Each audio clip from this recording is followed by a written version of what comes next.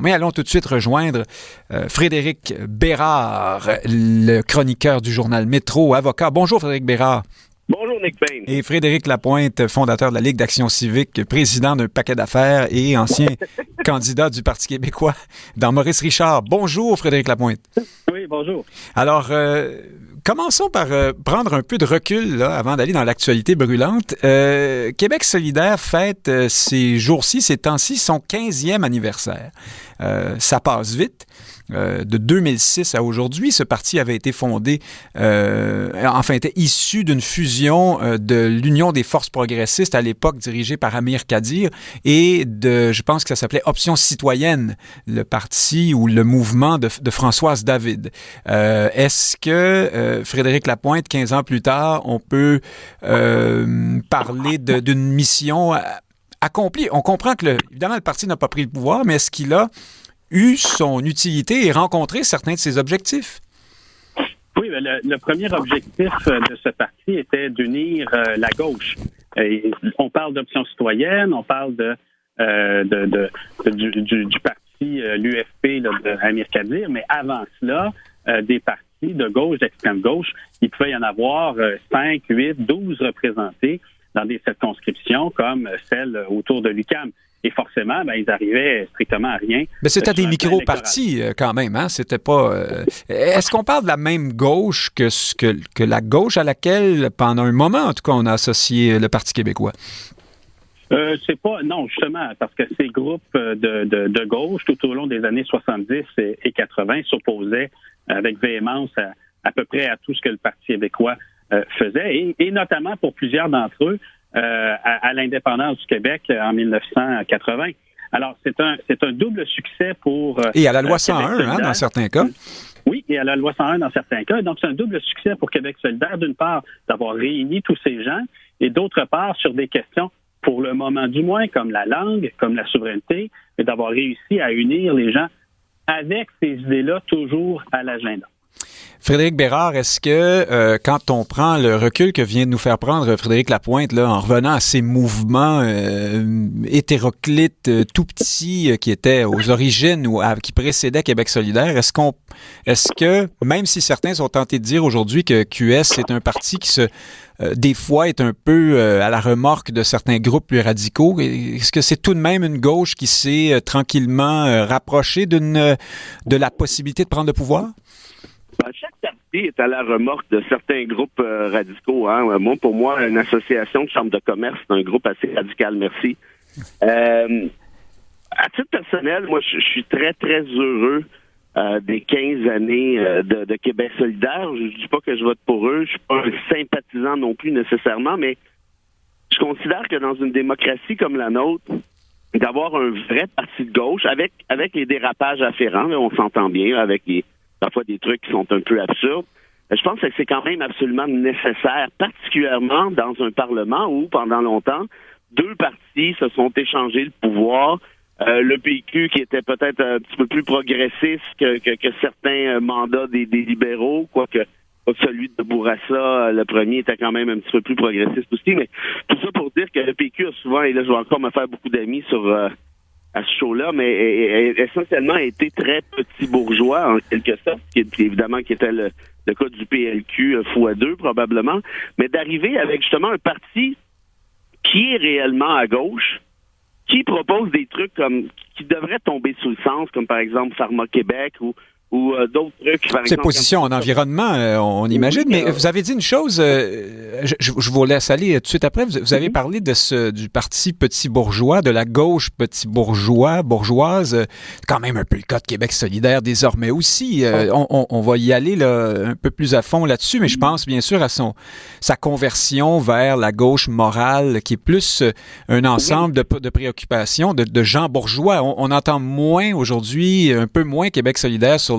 la défense des travailleurs et le reste, et un peu plus sur la gauche des identités de genre multiples et le reste, non?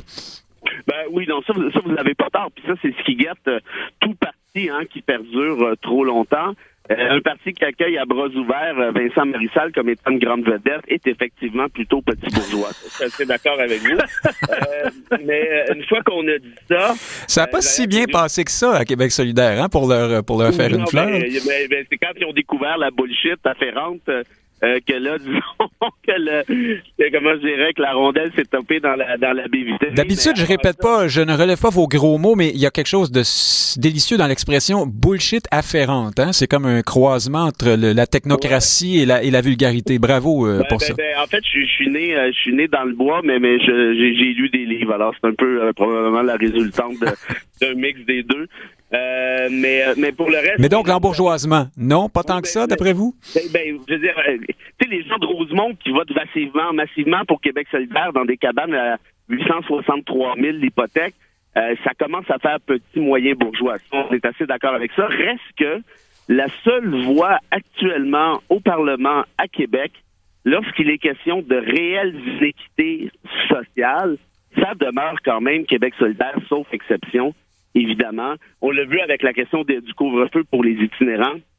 Ce sont eux qui sont allés au BAT à très juste titre. Quand il a été découvert que des Autochtones ne pouvaient assurer leur domicile il y a de ça quelques mois, c'est Québec solidaire qui est allé au BAT.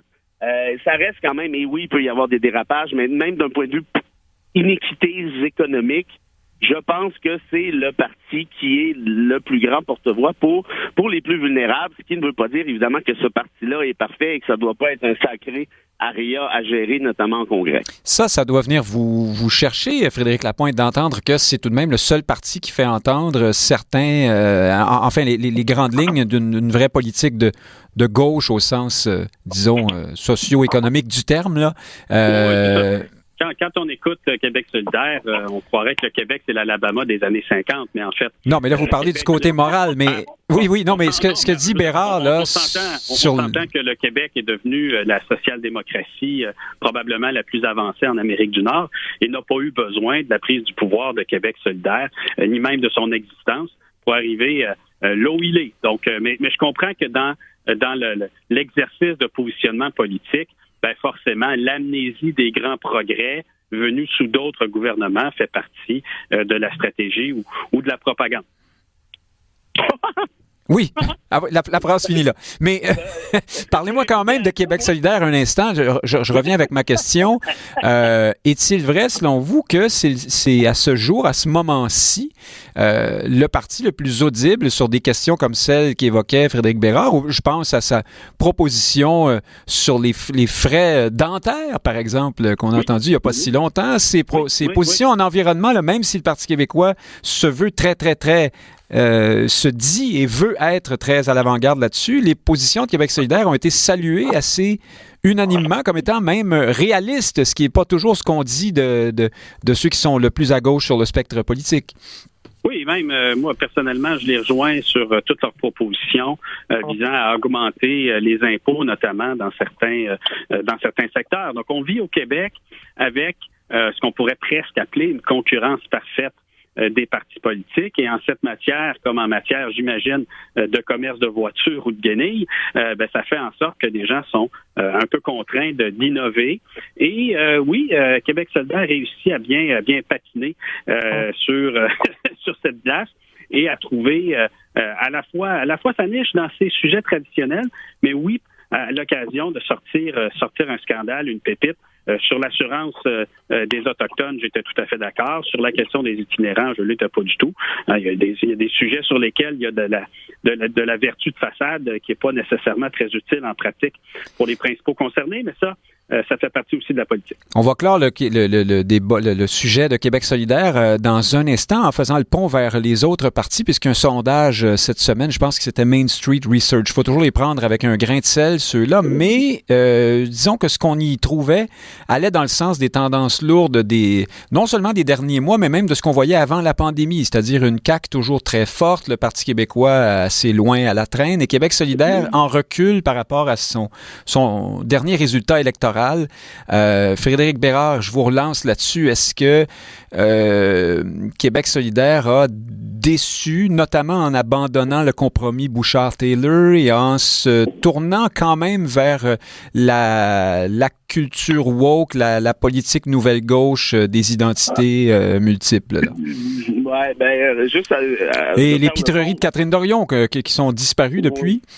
Je vais faire le pont rapidement, mais par rapport à ce que disait Frédéric, je ne suis pas sans savoir que le Parti québécois a été un gouvernement de grandes réformes, notamment surtout le premier gouvernement de René Lévesque et le peu de temps qui est demeuré Parizeau au pouvoir, mais reste que la droite là en remporté assez rapidement avec les Bouchard et compagnie. Et pour le reste, oui, sauf que les Bouchard et compagnie ont notamment présidé à l'instauration des CPE.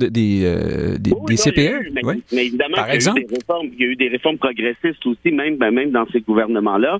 Mais reste que le PQ a choisi la bataille principale qui est celle de l'identité là, vers la fin des années 2000. À mon avis, ça a été une erreur majeure. Et ce qui fait que bientôt, on ne les verra plus sur la carte ou à peu près. Mais c'est pas au bonheur de tous les péquistes, ça, hein? Vous avez des Sylvain Gaudreau qui sont encore nombreux, qui voudraient plutôt être dans ce centre-gauche à la Frédéric Lapointe. Oui, il a perdu face à un Paul Saint-Pierre Plamondon qui a viré parfaitement sa veste sur le racisme systémique, des accommodements raisonnables. Ah ben là, ça c'est impardonnable pour vous, c'est sûr. Ah ben non, mais c'est pas tellement qu'à savoir que c'est pardonnable ou pas. La question, c'est de savoir, le gars mène des campagnes contre le racisme systémique en 2016, 17, 18. Sa conjointe relaie les trucs, tout le monde est là-dessus. Et là, tout à coup, il y a l'épiphanie à travers parler à Mathieu Bock-Côté. Finalement, ça n'existe pas, c'est un concept américain. Ah, ben seuls les fous ne changent pas d'idée. Ou bien Mathieu Bock-Côté est très convaincant, mais on verra ça dans quelques instants. Mais dites-moi, là, arrêtez donc de changer de sujet. Dites-moi si Québec solidaire est à risque de s'embourgeoiser davantage dans cette gauche universitaire un peu fatigante là pour plusieurs ou pas? Moi, j'aimerais pas être à la place de Nadeau-Dubois ni de Manon Massé, parce qu'on l'a vu, quand ils sont sortis, Manon Massé, en fait, est sortie lors de l'affaire de l'Université d'Ottawa, le lieutenant Duval, pour prendre la défense de lieutenant Duval, justement. Ça n'a pas fait plaisir dans son parti, ça. C'est tout simplement dégueulasse que le lieutenant Duval a subi, c'est ça la réalité. On peut pas accuser cette femme-là de racisme, ça n'a absolument rien à voir. Ça, là, c'est en tout cas, à mon avis, on était dans l'absurdité totale et complète. Jacques Frémont, le recteur de l'Université d'Ottawa, a fait dans ses culottes, a laissé tomber ses responsabilités à titre de recteur. Et on a vu, par contre, et c'est souvent avec ce mouvement-là, il suffit de quelques personnes pour gueuler fort et donner l'impression qu'il y a une majorité de gens est d'avis que X et d'avis que Y. Et alors, est-ce que ça explique que Québec solidaire piétine aujourd'hui ou est-ce que c'est parce que, comme le disait un observateur récemment, l'électeur médian au Québec n'est pas de gauche, contrairement à... C'est sûr. Et ça m'a toujours fait rire, moi, quand je voyais notamment le PQ nous dire, ou même le Bloc, que ce front de bœuf-là, d'essayer de nous faire croire que les Québécois sont à gauche. Mais je ne sais pas où vous prenez ça, mais depuis les années 60, les seuls gouvernements qui ont été un peu à gauche, je l'ai dit tout à l'heure, c'est un de Bourassa, un de Lévesque, et franchement, là, depuis Bouchard, si vous êtes capable de me dire que la CAQ est à gauche et que les libéraux de Couillard et surtout de Charest étaient à gauche, j'aimerais bien savoir là, sur quoi vous vous basez pour balancer un truc semblable. Donc, tout ça pour dire que le Québec est au centre-droite. La CAQ l'a saisi. La CAQ a saisi que le Québécois moyen ne veut pas l'indépendance, va avoir une espèce de patente à gosse sur l'identité. On lui a donné avec la loi 21. Et merci, bonsoir, vous avez les résultats qu'ils ont là. Et le PQ est en train de, à mon sens, surtout s'aborder lui-même avec cette position-là. Et pour le reste, alors, vous m'avez toujours pas dit si Québec solidaire... mais oui, vous nous l'avez dit un peu que Québec solidaire est un peu mal pris de par son aile woke, on va dire ça comme ça. Mais Frédéric Lapointe, est-ce que vous êtes d'accord avec ce Québec médian de centre-droite? Quand même, sur l'échiquier nord-américain, c'est pas le cas non plus. Oui, le principal drame de la gauche au Québec, c'est d'avoir réussi.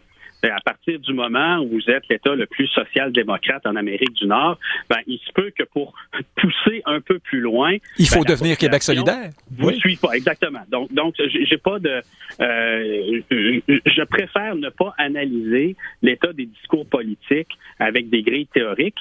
Le Québec est à peu près rendu au bout du développement de sa social-démocratie. On pourrait ajouter les dents, on pourrait ajouter quelques autres petits trucs.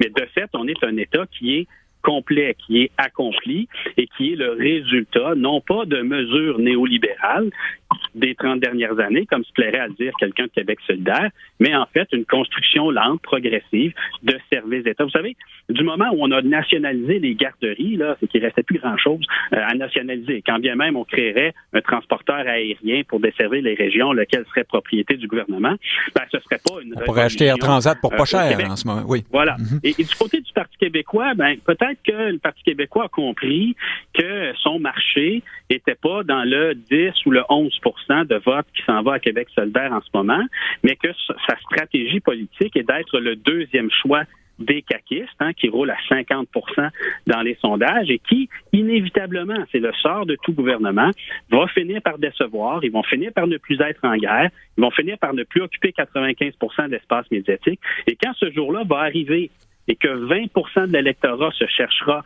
une nouvelle option, ben, il est assez peu probable que cette nouvelle option, ce soit Québec solidaire. Alors, on a fait le pont vers les autres partis à travers donc les résultats de ce sondage. Frédéric Bérard, est-ce que la CAQ est actuellement sur une bulle gonflée par la pandémie? Parce que c'était...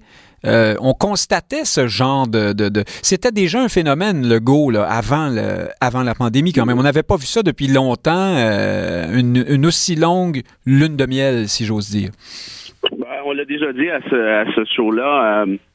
Moi, je pense que François Legault est en train de réinventer plusieurs trucs politiquement au Québec, notamment sa manière de se rapprocher des Québécois, sa manière de communiquer avec les Québécois. Les gens de son équipe de communication, lui inclus probablement, font des petits miracles.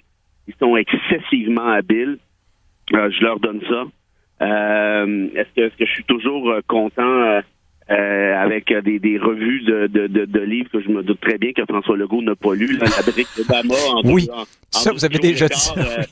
Faudrait arrêter de me compter des pipes, là. Mais bon, de toute évidence, ça fonctionne. Et apparemment qu'il lit aussi de la littérature pour adolescents. Vous parlez des suggestions oui, de François Legault. Mais j'aime beaucoup Geneviève Peterson, c'est une amie, là, mais si François Legault a réellement lu La déesse des mouches à feu, là, vraiment, il y a quelque chose qui m'échappe dans tout ça, mais bon... écoutez, pourquoi pas? C'est quand même quelqu'un qui a de la misère à prononcer épidémiologique, alors peut-être qu'il se concentre. Moi, j'ai rien dit, Nick Payne, mais... ceci dit, d'un point de vue communication, ce sont des génies. En fait, ça, je vais le dire. Deuxièmement... Mais c'est du génie ou c'est un casting qui est tout simplement excellent? C'est-à-dire que M. Legault, le Québécois s'identifie à François Legault très facilement et Legault, il faut le dire, ne fait pas beaucoup d'erreurs. Ou il les reconnaît quand il en fait. Je parle d'erreurs de message, de mise en marché politique. Je suis d'accord avec vous. Tu sais, Philippe Couillard, Charest, c'est pas le premier. Legault n'est pas le premier à avoir essayé ça, mais les précédents se sont pété la gueule. Ils avaient l'air hautain, avaient l'air ci, avaient l'air ça. Ils l'étaient habituellement aussi, d'ailleurs. Ce qui n'est pas le cas de François Legault, qui commet souvent des gaffes qui sont très discutables, mais il y a une manière de réchapper ça en disant « bon, j'aurais pas dû, puis merci et bonsoir ». Et les gens se voient en lui, ce qui est une certaine forme de populisme qui n'est pas, illégitime en quelque sorte. Et l'autre affaire, c'est plus sur le fond maintenant, Nick. Moi, je suis d'avis que la CAQ a flairé le coup. Ils se sont préparés depuis longtemps. Puis sont allés se planter les pieds exactement là où il faut, c'est-à-dire un petit peu à l'Union nationale en quelque sorte. Nous ne sommes pas indépendantistes, on vous cassera pas les couilles avec un référendum. L'entre-deux confortable, donc. Oui. Vous en avez déjà parlé, mais dites-moi rapidement, et ensuite je passe la rondelle à Frédéric Lapointe, les libéraux et les péquistes, dans ça qui étaient les deux acteurs de l'ancien monde, où il y avait la souveraineté d'un côté ou le Canada tel qu'il est de l'autre, là où on est toujours d'ailleurs, qu'est-ce qui leur arrive avec tout ça et comment jugez-vous la performance des deux nouveaux chefs? Ben rapidement, pour les libéraux, ce qui les sauve, c'est le fait qu'ils ont, je dirais, un fonds de commerce de 25, peut-être 30 députés chez les Anglos ou dans plusieurs comtés montréalais. Ça change toute la donne, parce qu'actuellement, ils sont à 11 dans les sondages, et c'est pas parce que Dominique Anglade n'essaie pas, notamment que la Charte des régions. Je pense que ça va être une sacrée traversée du désert pour eux à ce niveau-là, mais au moins, ils ont toujours ce fonds de commerce-là. Fonds de commerce qui n'appartient que n'a pas le Parti québécois, qui a pratiquement perdu l'ensemble de ses appuis au profit de la CAQ. Est-ce qu'ils sont capables de répéter la performance, entre gros guillemets, de la dernière élection. Je ne crois pas. Les derniers sondages leur laissent à peu près 3, 4, 5 sièges à tout casser. Et ça, c'est partant de la prémisse qu'un gars comme Pascal Bérubé, les gens votent pour lui, hein, on s'entend bien, les gens votent pas pour le PQ comme tel. Est-ce que Véronique Yvon se représentera comme Bérubé? Ça, franchement, j'ai des doutes. Auquel cas, il n'est pas impossible que le PQ soit tout à fait rayé de la carte, de A jusqu'à Z, ou au moins de A jusqu'à Y. Et Saint-Pierre Plamondon trouvera une manière de nous dire que finalement, il n'est pas si souverainiste que ça. Et on trouvera une espèce de patente à gosse à appeler Beau Risque numéro 2. Frédéric Lapointe, est-ce qu'on est devant deux chefs de transition pour les deux partis traditionnels qui savent déjà qu'ils s'en vont perdre la prochaine élection devant une popularité aussi gigantesque que celle de M. Legault? Et ça s'en vient, c'est en octobre 2022. C'est pas si loin que ça, les prochaines élections. Non, moi, je pense pas qu'on a affaire à des chefs de transition. Ce sont des chefs relativement jeunes qui n'ont pas de concurrents immédiats. Les deux savent qu'ils ont besoin de durer. On peut toujours, il ne faut pas exclure un accident lors de la prochaine campagne. Je pense que chaque parti doit être assez responsable pour se préparer à gouverner.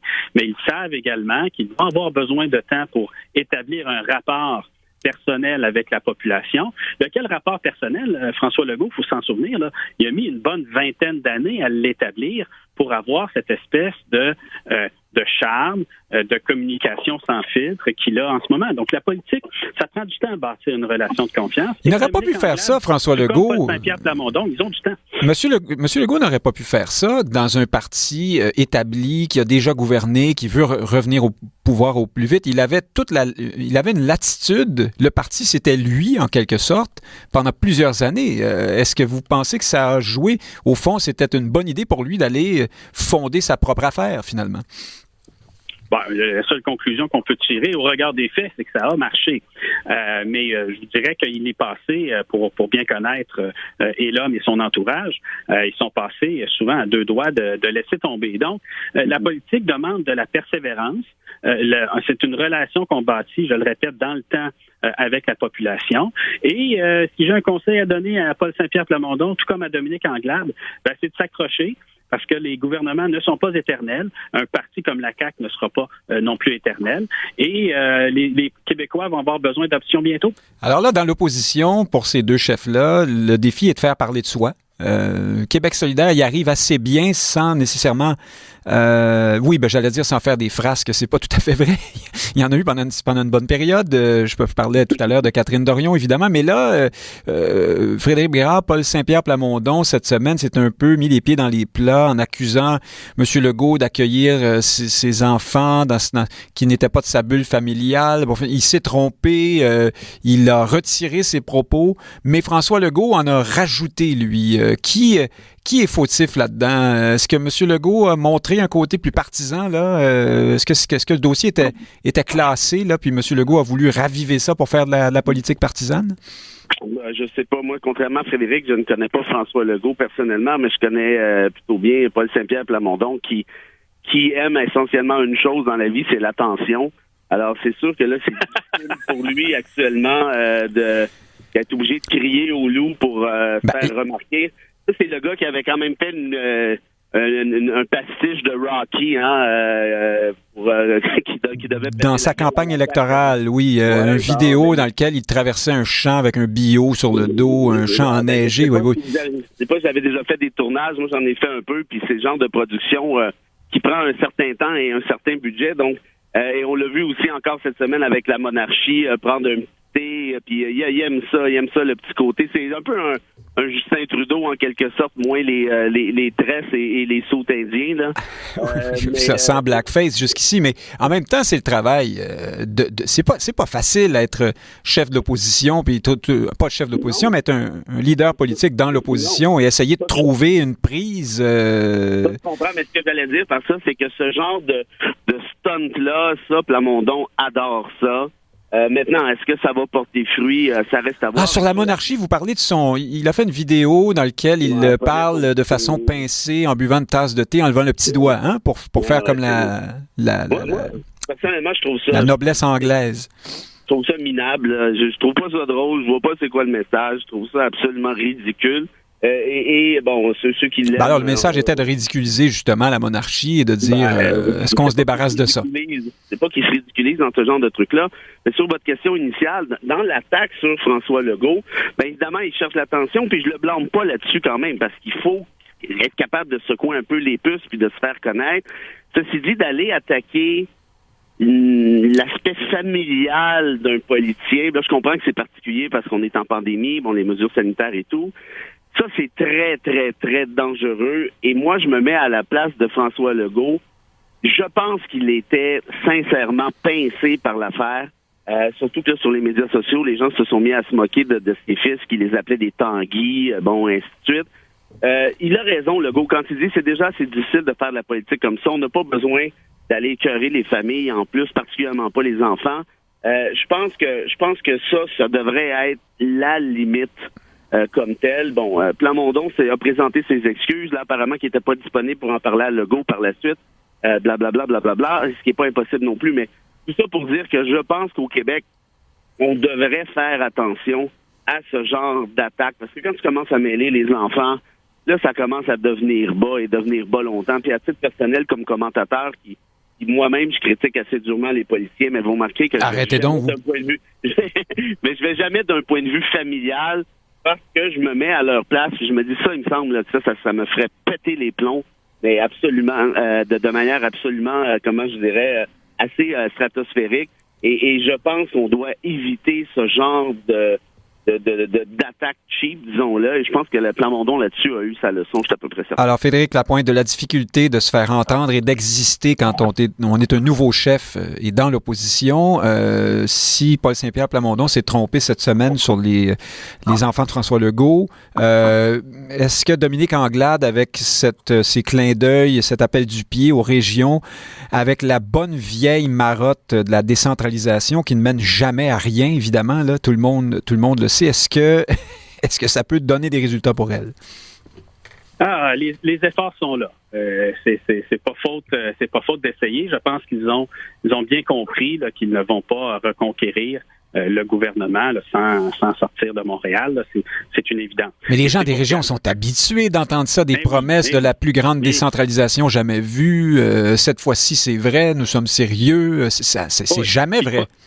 Puis le problème pour le Parti libéral, c'est moins une question de positionnement politique. En ce qui touche aux régions, c'est que tout l'establishment économique des régions du Québec ne boit plus à la mamelle du Parti libéral.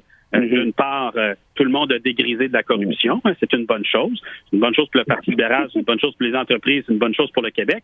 Mais c'était la nature du lien qui unissait les communautés d'affaires un peu partout au Parti libéral. Donc, à partir du moment où ça s'est éteint, ils perdent une carte dans leur jeu. Et tout ce beau monde-là, maintenant, boit la mamelle de la CAQ. Et donc, non, il n'y a personne qui va se promener, financer les libéraux, faire des mamours, dire à leurs employés de voter pour eux. C'est fini, ça. C'est pas pour rien là, que les libéraux font entre 5 et 10 des voix en dehors de Montréal. Et c'est une côte qui va être très abrupte à remonter. Le temps est épuisé. Vous avez terminé ça de façon en évoquant la maternité, beaucoup la mamelle, les mamours, la maman. Merci, c'était doux. Frédéric Lapointe, fondateur de la Ligue d'Action civique, et Frédéric Bérard, chroniqueur au journal Métro, avocat. Merci d'avoir été là tous les deux. À la semaine prochaine, j'espère, dans un